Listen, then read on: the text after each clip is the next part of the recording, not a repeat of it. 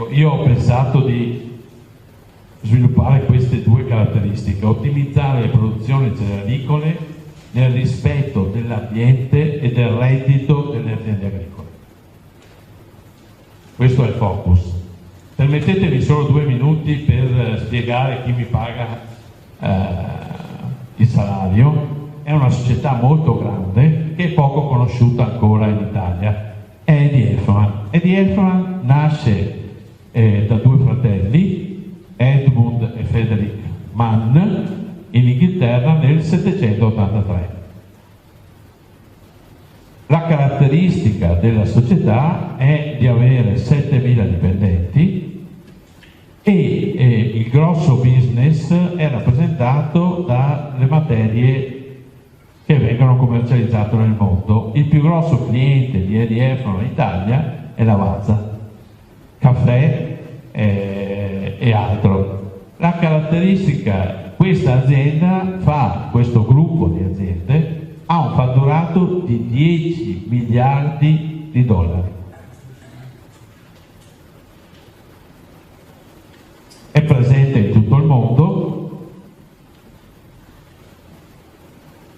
e ovviamente quelle cifre sono la somma di tutta una serie di prodotti che sono comunque sempre nell'ambito del settore agricolo. In particolare a noi ci interessano questi 2 marchi, il Sugar Plus, che sono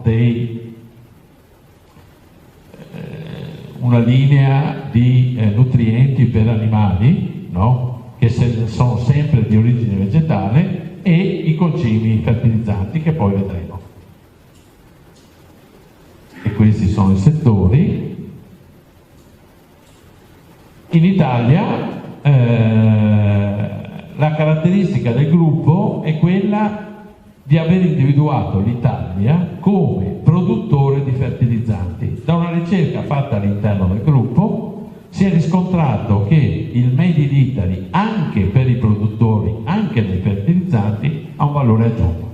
E quindi di conseguenza si è iniziata la ricerca e si è iniziata ad individuare una serie di fabbriche che siano, partendo ovviamente dal porto più attrezzato per la commercializzazione all'estero dei fertilizzanti, che è il porto di Ravenna, l'ufficio centrale a Bologna, e per ora ci sono ben 3 fabbriche, una a Torri, vicino, una a Polesella, qui allo zuccherificio, per capirci, e a Faenza. Una breve panoramica sulle fabbriche, perché ci sono davvero, non sono finte, insomma, anche la capacità di stoccaggio e di produzione comunque sono numeri importanti, come potete vedere. La collaborazione, e quindi questo è un po' la situazione, come si sta sviluppando in questo paese. Credo che sia un messaggio importante, molto positivo, il fatto che finalmente un gruppo di questa dimensione decide di investire in Italia. Veniamo allo specifico del nostro argomento di cui vorrei velocemente parlarvi adesso. Eventualmente abbiamo le domande e poi avremo anche la cena nel caso che ci fossero degli approfondimenti più interessanti. Quali sono gli elementi nutritivi più interessanti nei cereali di cui affronteremo adesso lo sviluppo? Sicuramente l'azoto, lo zolfo, il rame, un microelemento fondamentale che spesso viene trascurato, e ovviamente il magnesio, in quanto elemento fondamentale nella costituzione della molecola della fotosintesi e quindi della clorofilla. Non mi fermo molto sull'azoto perché so che sapete tutto sull'azoto, sulle varie forme di azoto, sull'efficacia come anche anticongelante del nitrato, eccetera. Non guadagniamo tempo. Ci fermiamo un attimo sullo zolfo perché sempre di più lo zolfo sta diventando il 4º macronutriente. Perché? Mentre prima c'erano dei livelli di inquinamento molto elevati, per cui avevamo piogge acide, cadeva piovendo grossi volumi di zolfo. Lo zolfo è un macronutriente, vedremo poi i consumi. 2 anni fa ci sono state delle grosse carenze di zolfo, quest'anno meno, proprio perché è stata più vistosa l'inizio della primavera e la fine inverno, però è un mesoelemento. Quindi il consumo per tonnellata di granella è di 3-4 kg. E non parliamo della paglia, parliamo solo della granella, quindi parliamo di quantità importanti comunque. E il rame invece è un micronutriente, infatti vedete che le asportazioni di rame, parliamo sempre di granella così uniformiamo più velocemente, sono dai 40 ai 45 grammi per tonnellata di granella, no? Il rame è un micronutriente e quindi, come tutti i micronutrienti, deve essere distribuito in un momento ben preciso, perché il rame ha 2 caratteristiche per cui si differenzia: la fertilità della spiga, e quindi è quello che mi fa riempire la spiga. Se c'è o non c'è abbastanza rame, la spiga non è fertile e non riesce a fertilizzarsi completamente, a riempirsi completamente. Però il momento di assorbimento, di traslocazione del rame è nel periodo iniziale, quindi nel periodo dall'1 alle 4-5 foglie vere. Oltre, ormai la spiga ha già deciso quanto piena sarà e quindi non è più significativo. Come nutriente spesso si pensa al rame. Il rame è sicuramente il primo, anzi uno dei più storici antiparassitari, inteso come difesa. Però la difesa è una forma di rame che non penetra all'interno della pianta, deve stare fuori dalla pianta. Nel momento in cui entra, e se entra, diventa fitotossico. L'altra caratteristica del rame è di ridurre, di sviluppare molto la lignina, di rendere più elastico il tutulo e quindi di conseguenza di ridurre l'allettamento. Queste sono le 2 caratteristiche principali di questo micronutriente, che nei cereali, specialmente autunno-verlini, è un micronutriente fondamentale. E poi c'è il magnesio lo conosciamo quasi tutti, è un elemento che soprattutto quando ci sono siccità o alte temperature la pianta può avere delle problematiche. Avete visto che Eddie Eichmann, e l'asportazione è di 20 kg infatti per tonnellata. Facciamo una veloce comparazione tra quelli che sono una concimazione fluida e una concimazione solida. Premesso che Eddie Eichmann produce sia i solidi che i liquidi, organici, misti organici e chimici, cioè premesso questo, però facciamo una differenziazione, perché poi è l'imprenditore agricolo che decide se la macchina deve essere ibrida, a benzina o a gasolio. Siete voi che decidete.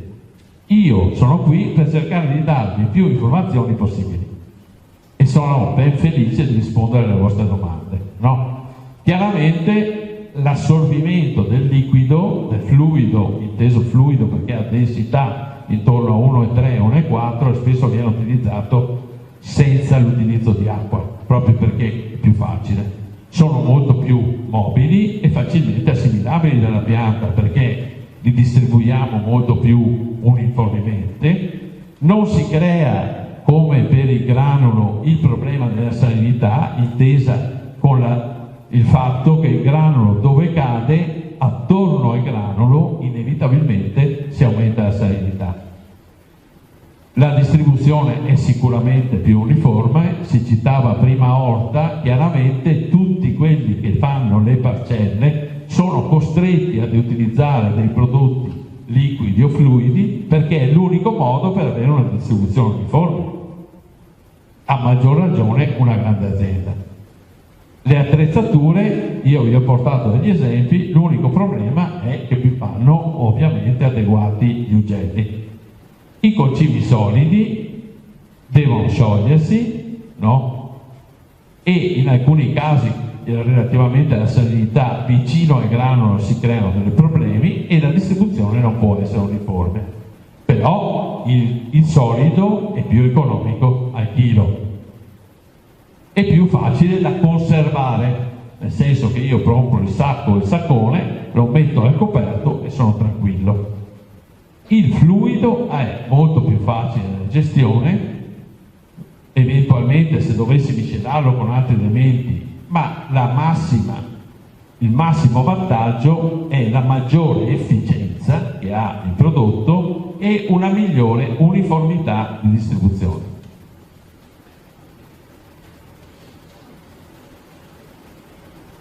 Queste sono le proposte che sono state fatte l'anno scorso, cioè la scorsa campagna, scusate, qui in zona, con grossi risultati interessanti. Poi li vedremo nel dettaglio. Sono 3 prodotti, uno ovviamente all'inizio, uno a metà e uno verso la fine, proprio perché la cosa fondamentale nella concimazione azotata è il frazionamento, come ben sappiamo.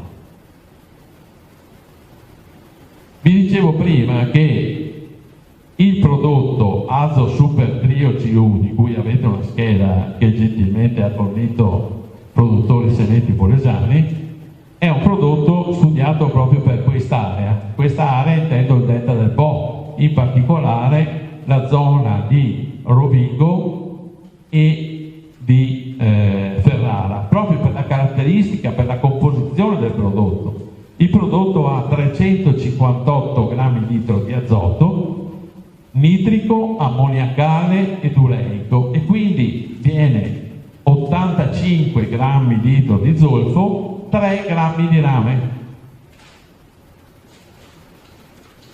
Il fatto di avere le 3 forme di azoto, è per questo che si chiama Azo Super Trio, ci permette di avere un pronto effetto, anche perché, come avete visto, viene utilizzato nelle prime fasi di accestimento, è lì il momento più indicato per utilizzarlo, perché lì sfrutto sia il nitrato che c'è e sia il rame soprattutto.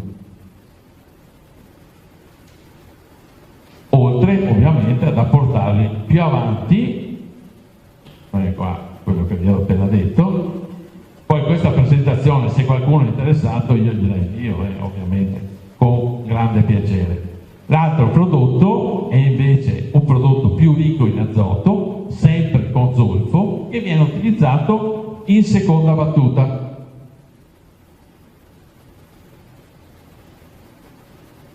Per poi arrivare al prodotto fogliare. Il prodotto fogliare chiaramente è specifico per chi ha o ci sono state delle carenze precedenti per cui non sono riuscito a distribuire le quantità sufficienti di elementi nutritivi. In questo caso, siccome stiamo parlando di foglia bandiera, o abbiamo un grado di forza, per cui è importante aumentare il contenuto proteico, quindi il fatto di avere un prodotto come l'Azo Power MGS, che ha i 3 elementi più importanti sostanzialmente, oltre ad essere un prodotto specificatamente fogliare, ha i 3 elementi importanti. I 3 elementi importanti in questa fase sono l'azoto, sempre per quanto riguarda la produzione dei cereali, lo zolfo, vedete che ne ha molto di più, 105 grammi litro, e poi c'è il magnesio.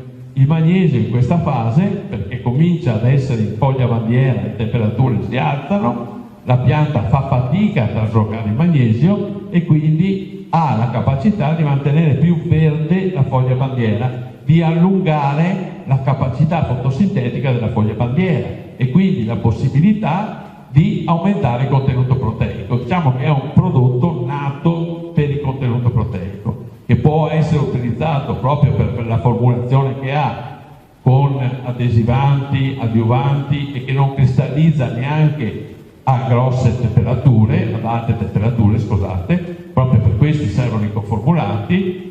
Ovviamente in questo caso è miscibile con tutti i fitofarmaci e può essere utilizzato fino a un massimo di una diluzione di 1 a 2, quindi di 100 litri per ettaro. E poi abbiamo messo un biostimolante perché adesso è importante avere. Abbiamo un problema a livello di difesa. Adesso qui Il problema della difesa è che stanno riducendo il numero di principi attivi da un lato e il numero di trattamenti dall'altro. Allora, nell'ottica di migliorare anche l'ambiente, inevitabilmente, il fatto di avere un prodotto come il Fertimix 104, che viene utilizzato a dosi basse, non tanto come fertilizzante, ma proprio come coadiuvante dei fitofarmaci, infatti viene utilizzato a 2-4 kg per ettaro, ha la funzione proprio di migliorare l'efficacia, di ridurre, più che di migliorare l'efficacia del fitofarmaco, di non ridurre l'efficacia del fitofarmaco. Vi faccio perdere altri 2 minuti perché vorrei proprio nell'ottica della gestione aziendale, no? Qui mi sono permesso di riportare un articolo pubblicato sull'Informatore Agrario in cui ci sono le esportazioni sempre per tonnellata di granella. Questo per fare un conto un po', e vedete che sostanzialmente tra la produzione integrata Orta e Arvalis è la ditta francese che fa quello che fa Orta in Italia sostanzialmente, no? Quindi fa ricerca e cerca di dare un aiuto alle aziende agricole. Vedete che sostanzialmente, adesso chilo più, chilo meno, siamo sulla stessa linea d'onda. Sostanzialmente, per non scendere in particolare, possiamo dire tranquillamente che il frazionamento deve essere è importante e che possiamo dire serenamente che per ottenere 10 tonnellate di granella abbiamo la necessità, facendo un conto medio di 30 unità o chili di azoto per ettaro, dobbiamo distribuire 300 kg di azoto. La pianta deve avere la possibilità di assorbire 300 kg di azoto per ettaro. Ovviamente si tiene conto in primis della ricchezza in azotato del terreno, quindi dall'analisi del terreno. Questo è il mio terreno, io ho un appezzamento a Frassinelle, per capirci.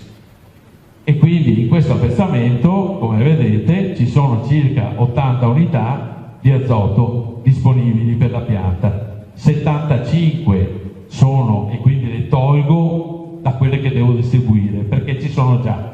C'è l'1,2 di sostanze organiche, quindi ci sono 75 unità che vengono poi trasformate e quindi rese disponibili per l'azienda. E poi abbiamo le 60 unità per la precessione culturale, barbabietola e zucchero in questo caso, sempre per restare in linea. Poi noi abbiamo però anche delle perdite determinate dalla volatilizzazione e dal percolamento in falda dell'azoto. E quindi se noi utilizziamo l'urea, il problema principale è rappresentato ovviamente dai rischi, soprattutto per le alte temperature sopra gli 8 gradi, comincia a volatilizzarsi, cioè a trasformarsi da azoto ureico ad azoto ammoniacale e quindi ad essere volatilizzato, arrivando a una perdita media intorno al 27. Fino a 33 può arrivare, dipende dalla temperatura, insomma.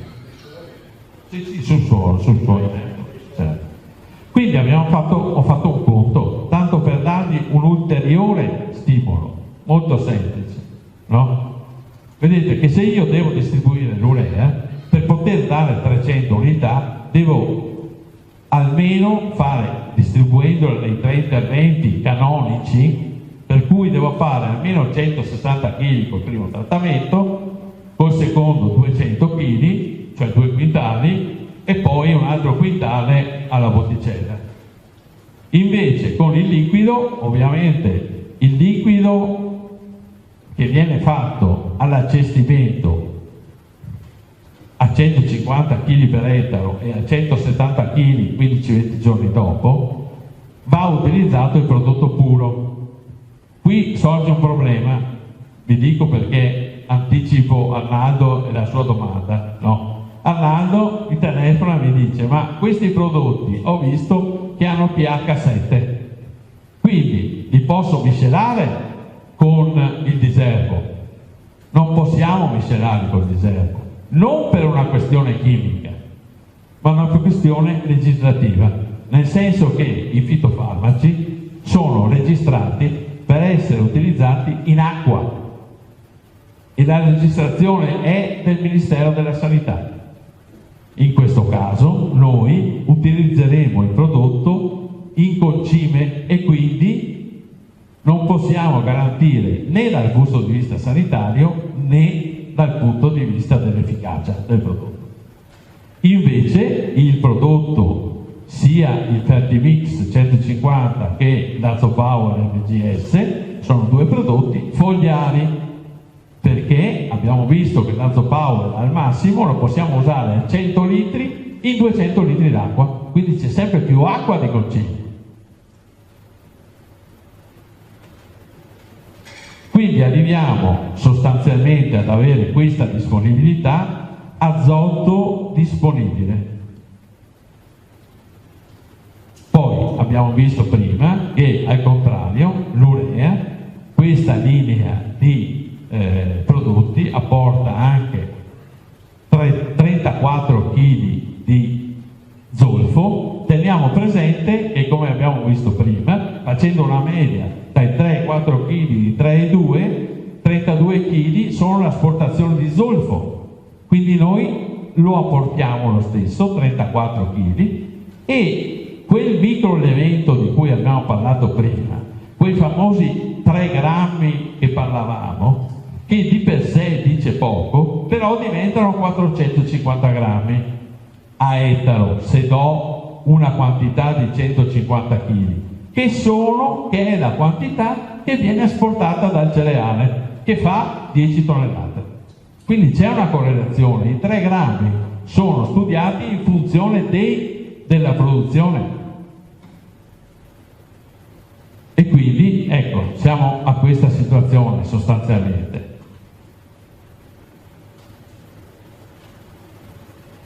E questo è il programma che abbiamo messo a punto con produttori sementi polesani, testato in varie aziende, in primis nella mia e anche nella sua, e come vedete schematicamente mi sono permesso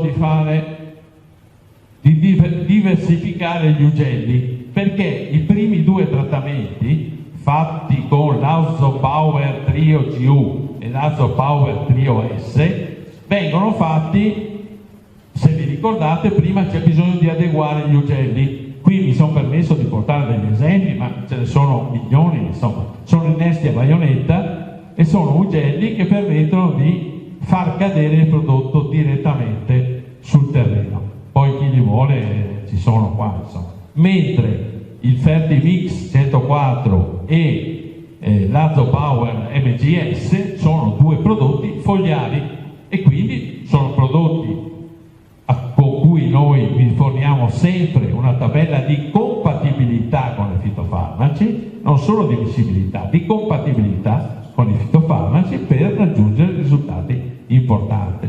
Nelle prove che abbiamo visto in giro, no, le dosi, questi utilizzi hanno dato un incremento produttivo importante, anche quest'anno dove le resi sono state importanti. Vi faccio vedere solo, e poi chiudo velocemente. Questa è la resa della mia azienda.